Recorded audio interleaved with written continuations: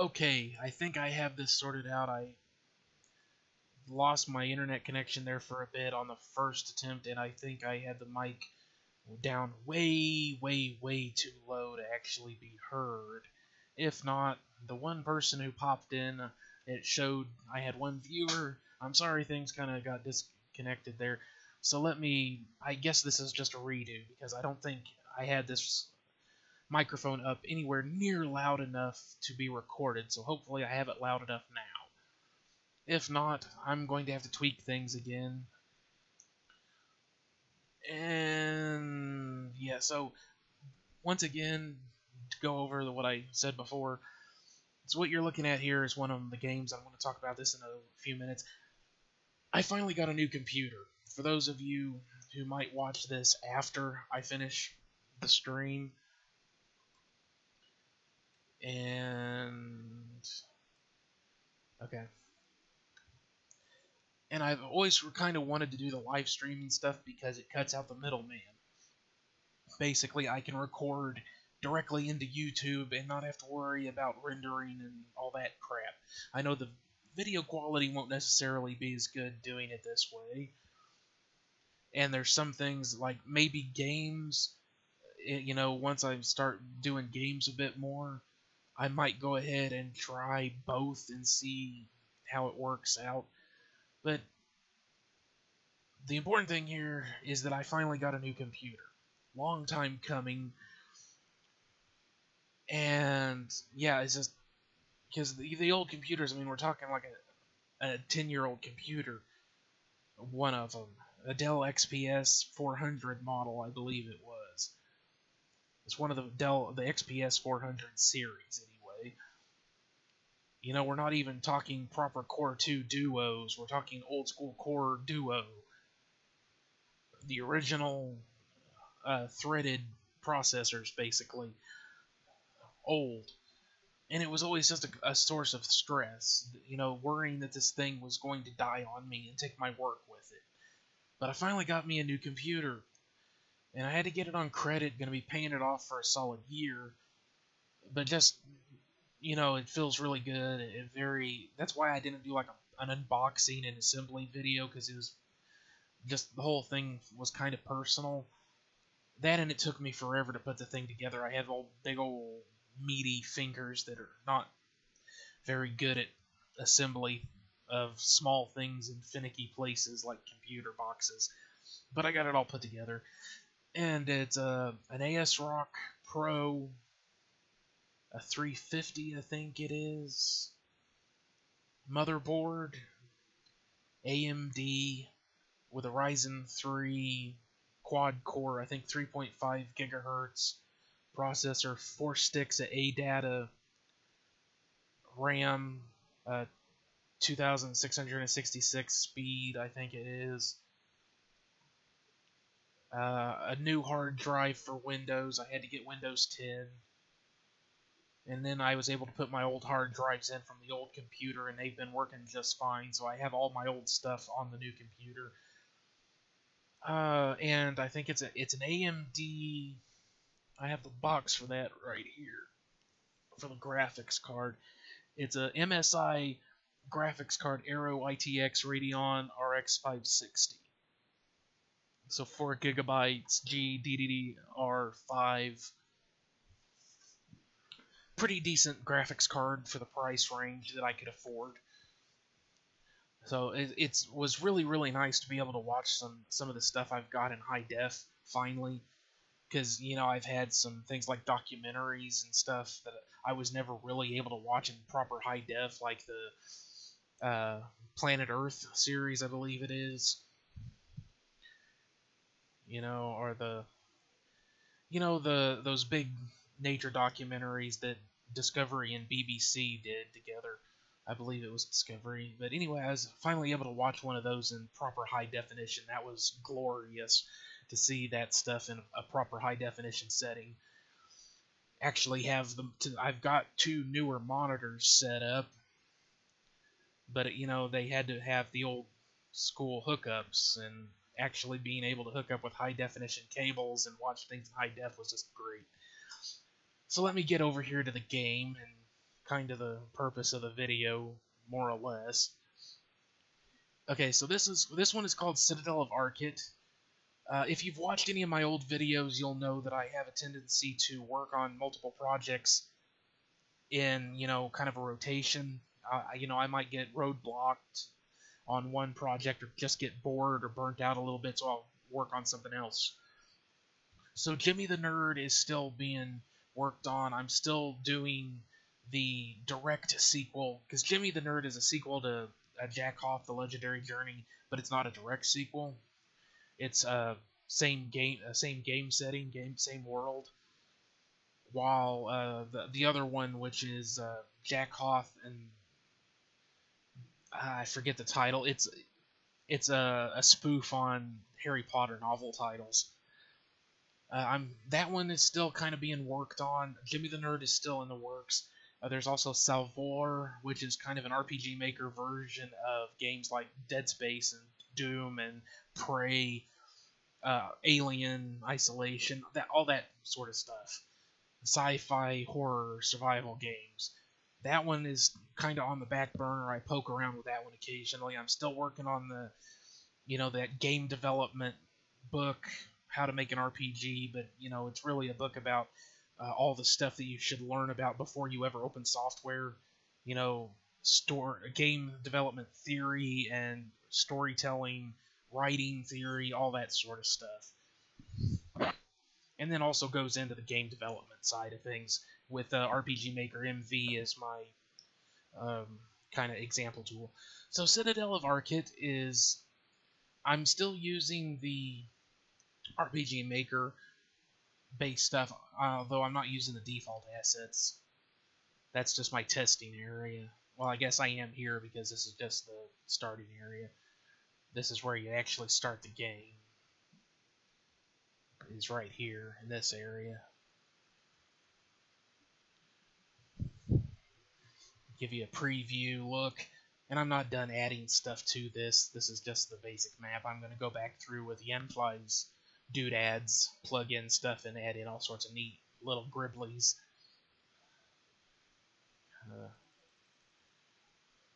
This is one of the other areas. This is kind of the city area that you'll get to eventually.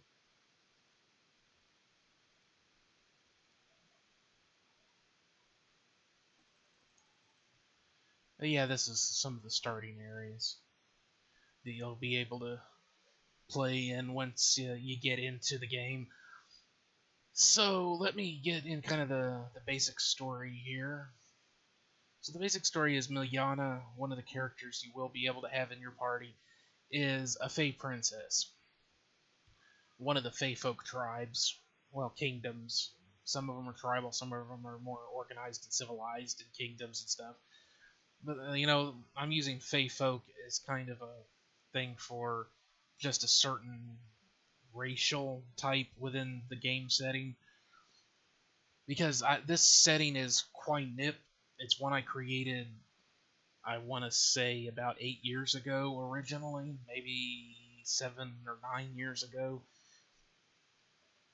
And when I create new game settings, or, well, actually, I wasn't making games then, this is just a fantasy setting I created.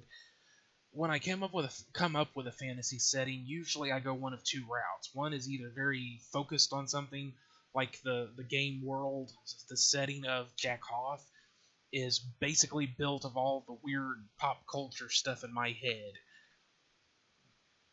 Whereas Arkhydte is the other direction I tend to go, which is a real world version of what I think a fantasy world would be. For example, they have things like plumbing. It's a modern setting, but a fantasy version of a modern setting. So they do have things like plumbing and science and, big cities and education. It's not a medieval setting.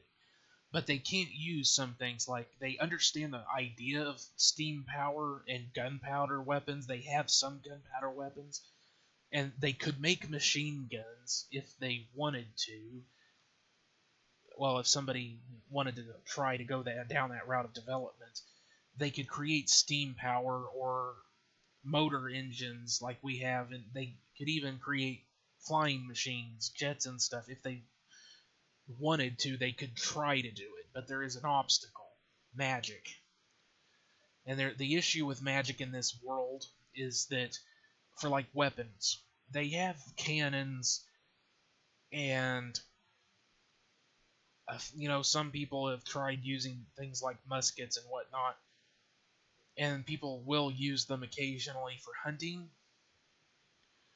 But there's a problem with them in terms of using them as weapons of war, is that magic is just a type of power, it's a type of energy.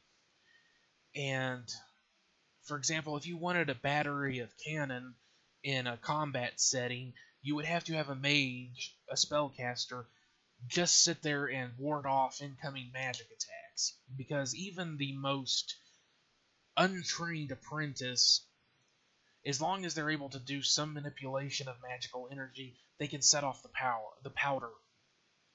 gunpowder. They could set it off just with the most basic of magic manipulation. That energy. It'd be very easy. So they're not good for weapons of war. Similarly,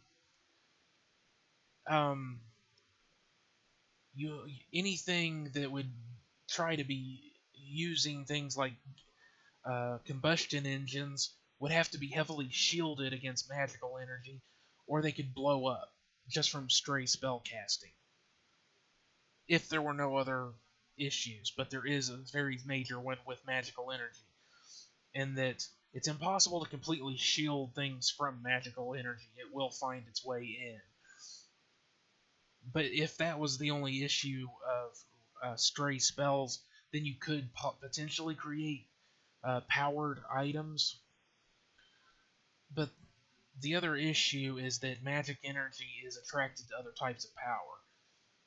So that people have tried to make things like steam power, but the stuff just blows up because the magic energy is drawn into it, gathers around it, which just creates a chain reaction, and boom. So that's an important thing to understand about this game setting, is that it's modern world, but but fantasy. Not in the way of Harry Potter, but it's my imagining of what a fantasy world would be if it was modern to our idea of modern, but in their way. Kind of a weird workaround or long-winded way to get to the point, but there you have it. So anyway, the story is that Mayana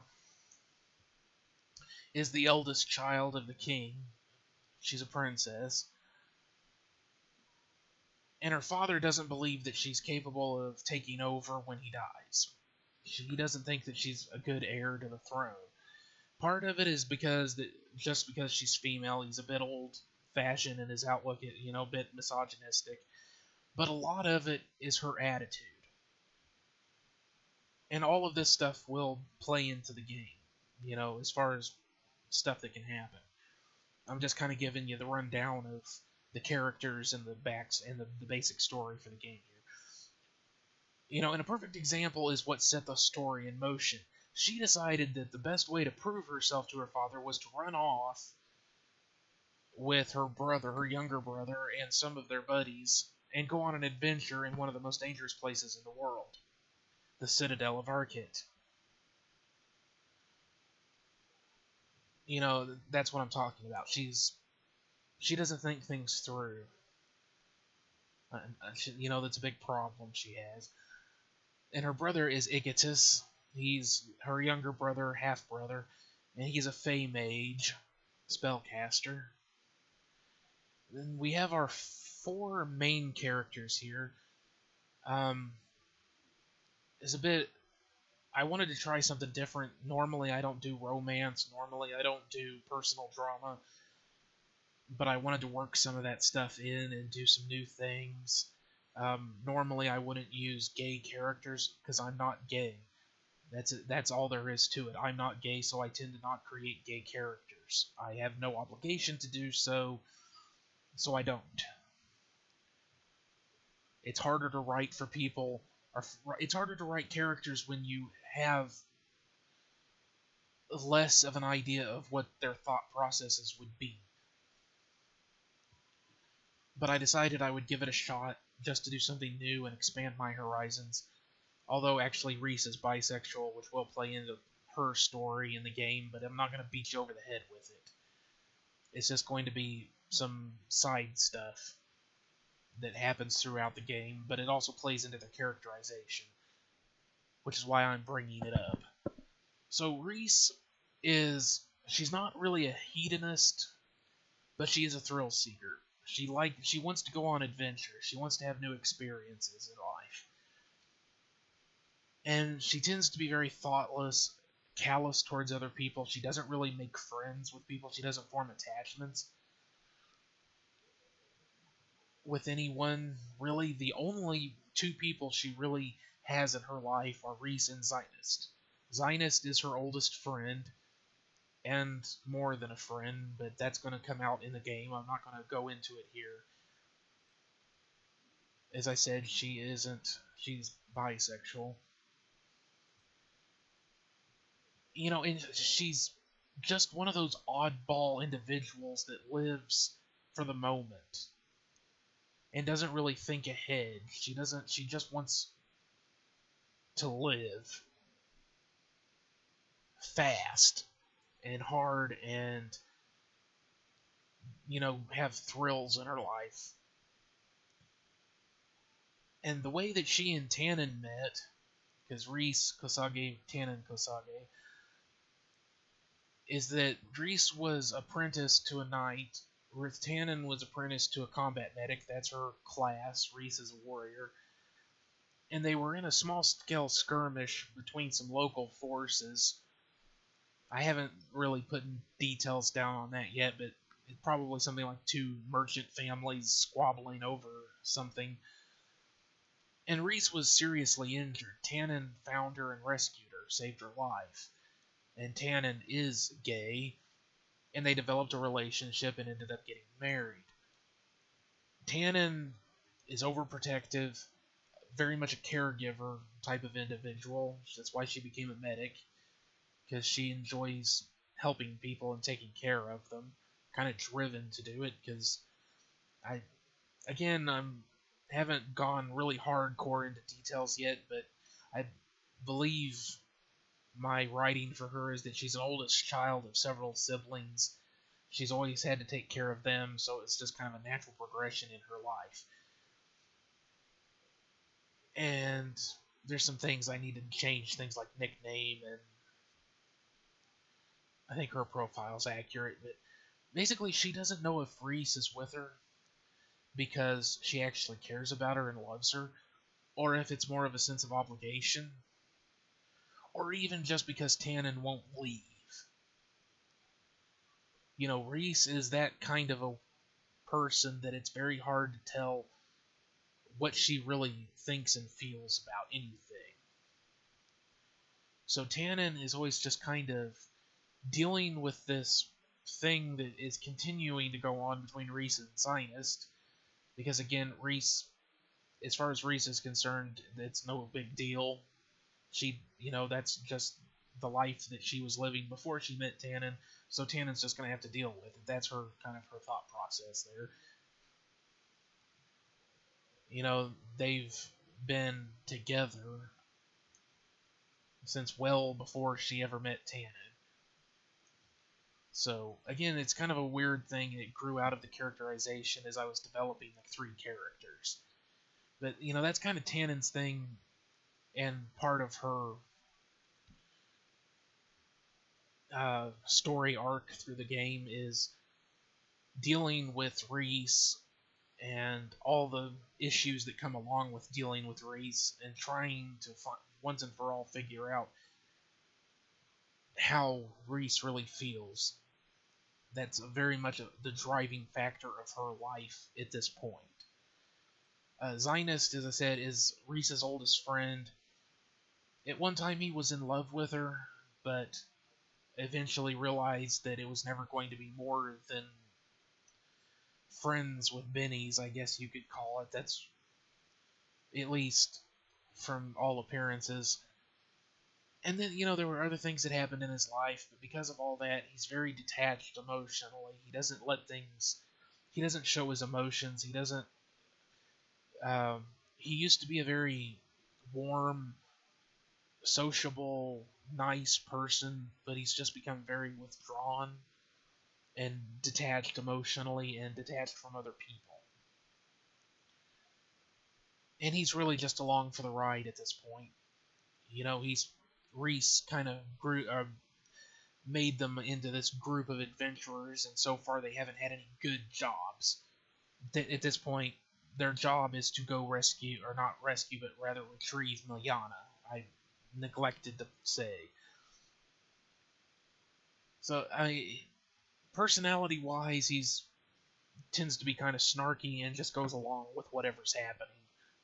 He's just kind of gotten to a point where he's more or less saying fuck it to everything in life. Just go along with it. To hell with it all. Why worry? Why fight it? Just go with it. And for the job they've hired on Asumi, who is younger than they are. They're all about 23 years old, 23, 24-ish. She's only 18. When she was very young and I need to change her profile and nickname, she was recruited into the Black Guard, which is an order of spies and occasionally assassins. Scouts, mostly spies and scouts, for the most part. And she spent most of her life alone because of that. She was trained very young. We're talking around 10 years old here. And ever since then, she spent most of her life out in the wilderness, out scouting and out spying on people. And even a couple of times killing people. But she's never really had anyone in her life. She's very, very lonely. And she's tired of being alone all the time. So she hired on because she's hoping that this adventure will prove to be a big score. Or at least it'll be a step in the right direction and get her out from under, just kind of the line of work that she's just been doing because she didn't have any other options, she felt like. It's not like the Order of the Black Guard is going to try to kill her for changing her, what she's doing. That isn't an issue. It's just that she didn't know what else to do. So hopefully this will help. And there will be an optional thing between her and Zionist. She's going to kind of develop a crush on Zionist in the game. It's a little bit of a spoiler, but not so much because you don't have to pursue it. It's going to be completely optional. Most of the relationship drama and all that stuff is going to be optional. Because, like I said, it's not something I normally would put into games. I'm doing it mostly just to stretch my legs a little bit, try some new things. And, once the game's done and you're able to play it, it'll be completely optional. Every character is going to have something personal that's optional, but you can pursue it if you want. Some of it will play into the ending you get. There will be multiple endings. So then we have Leval Siso. Sorry, I can never remember how I wanted to pronounce her name. It's Leval Siso. Sisoso. Yes. Okay. She is a Diabolist. Now, I forgot about Zionist. He's a Tempest. He uses magic to enhance his physical combat, hand-to-hand combat abilities. He just uses his fists. Magically enhanced fists. So Liva is a Diabolist. She uses blood magic. She's an Elvish maiden, and she was betrothed, but she was betrayed and was basically banished into the Citadel along with her sister. I need to change her profile a little bit. Bad things happen to them. I'm not going to discuss it. Basically, she's out for revenge. And kind of wanting to regain a sense of self, basically. You can guess what happened to her. The Citadel is not a nice place, and it's populated by very unnice people. She was abused in several nice ways. So dealing with all of that is kind of her optional character arc. Then there's Zalicio, who is an Ocelot changeling.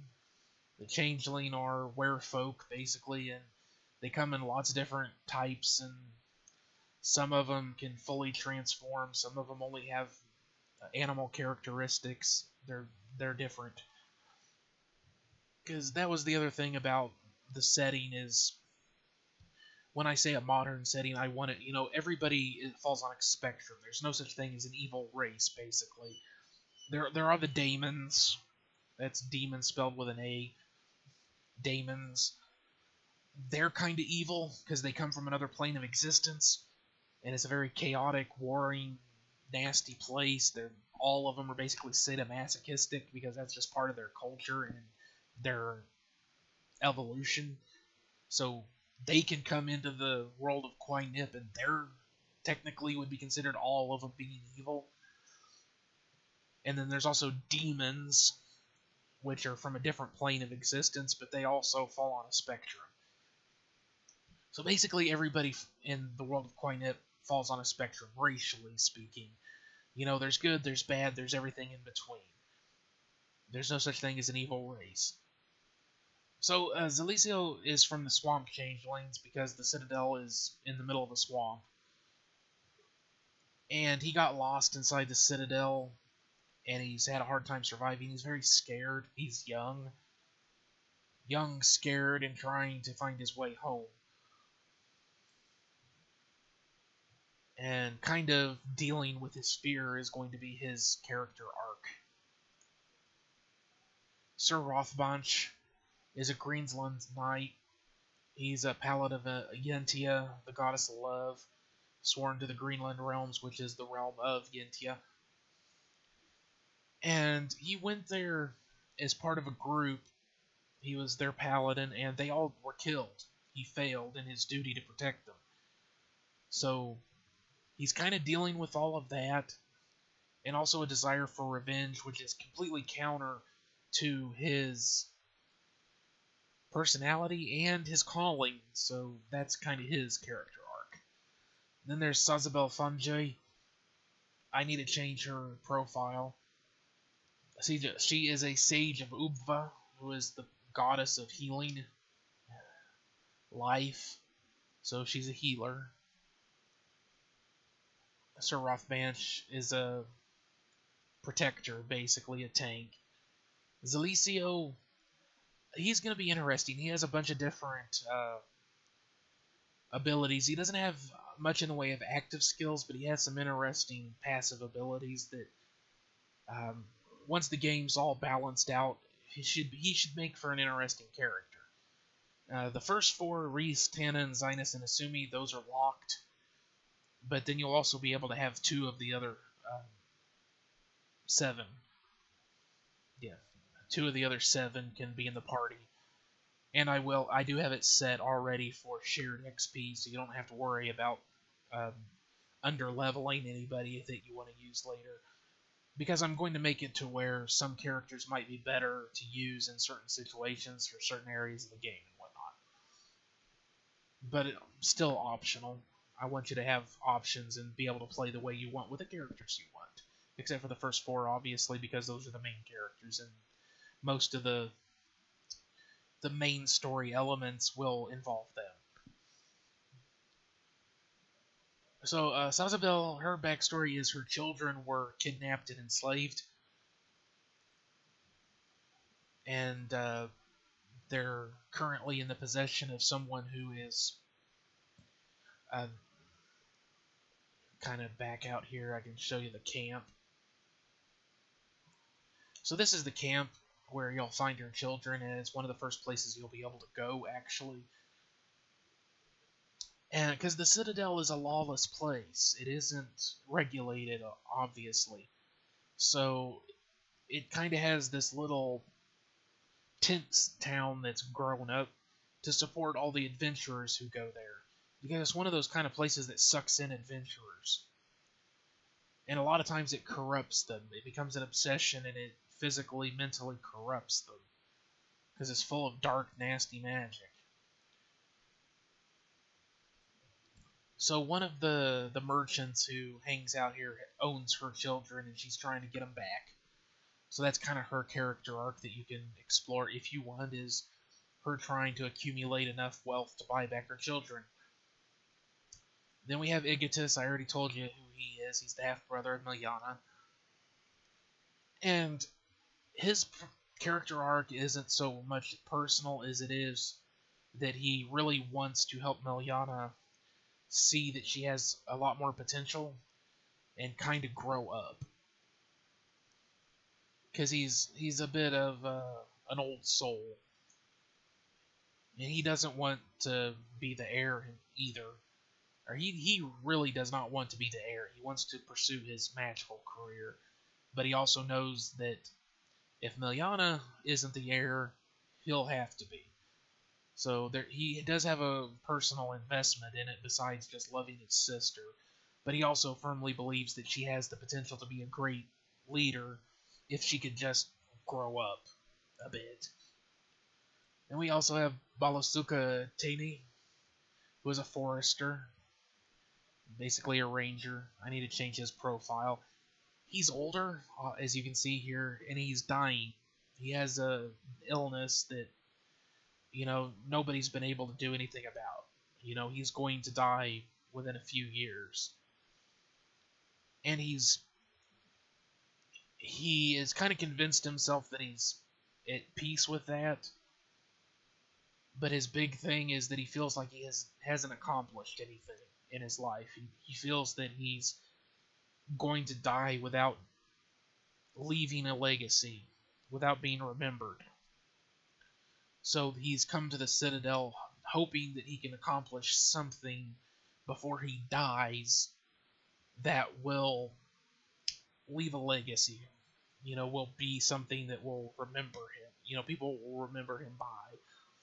So that's kind of his character arc, is actually coming to terms with his illness and trying to find a way to be remembered. So those are your 11 characters.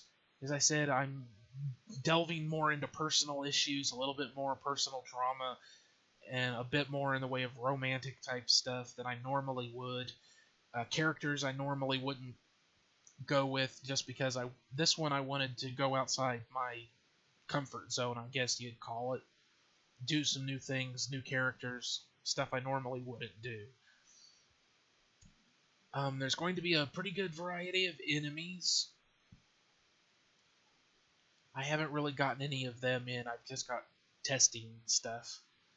And skill-wise, I think, we're already at over 30 minutes just talking about, kind of the introduction and then talking a bit about this. I'll probably go ahead and do another video somewhere down the line soon about, like, the different skill sets of the different characters as they stand.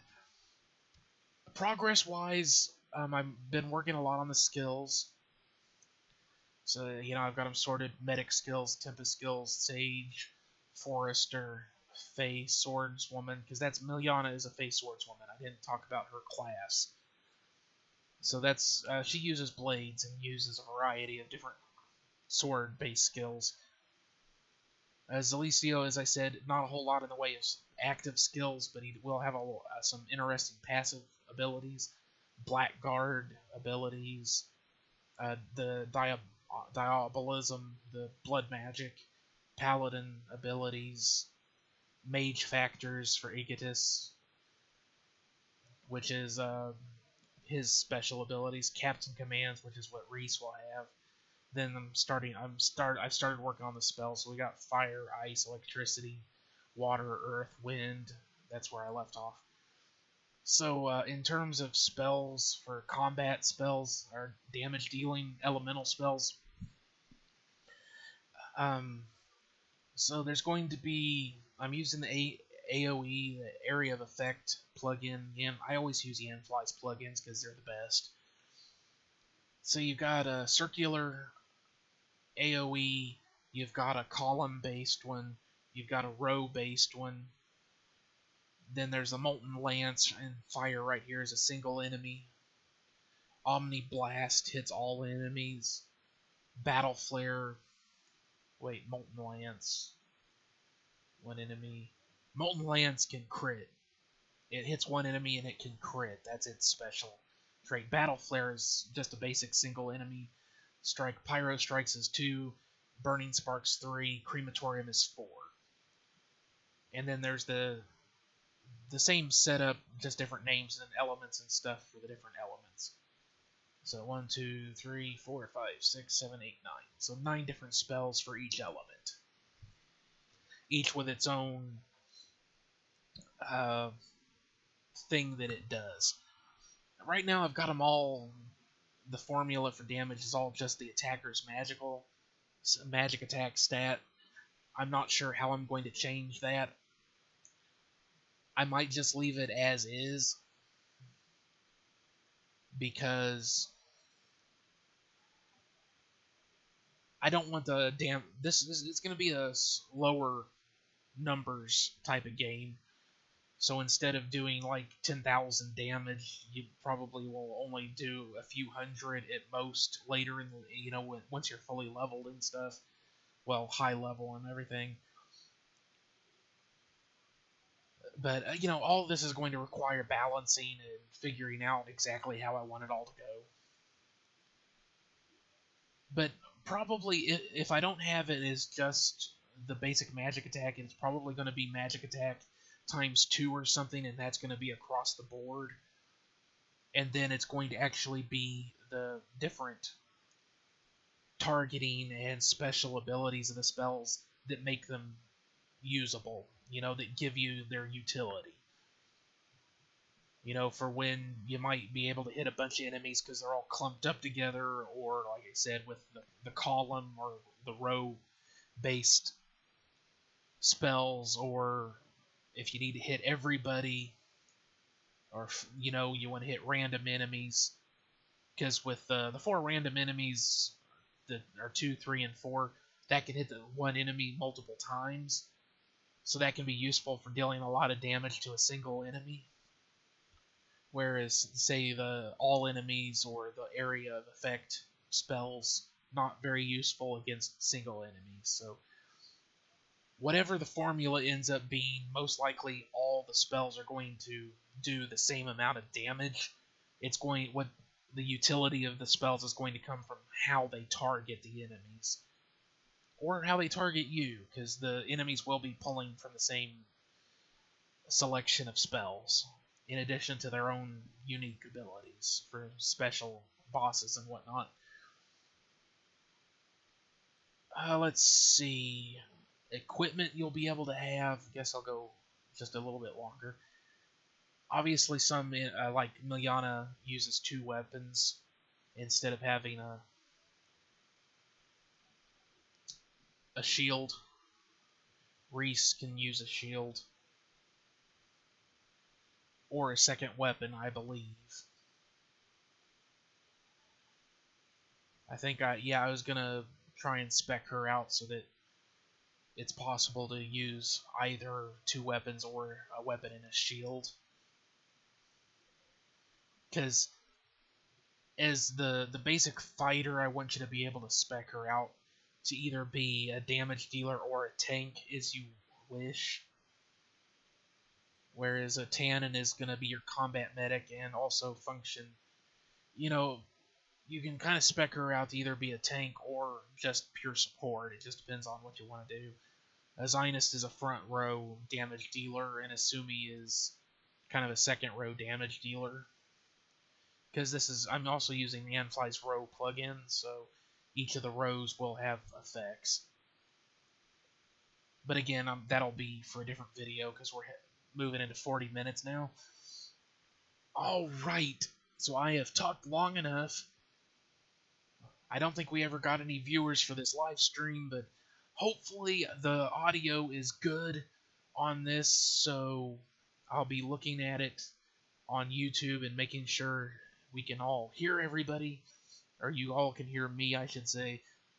And for everybody that watches this later, thank you very much for watching. I'll see you all on the next one. Bye-bye. Looking forward to the next stream. But for the foreseeable future, when I do new videos, it's probably going to be as live streams to start with. So thanks for checking it out. I'll see you later.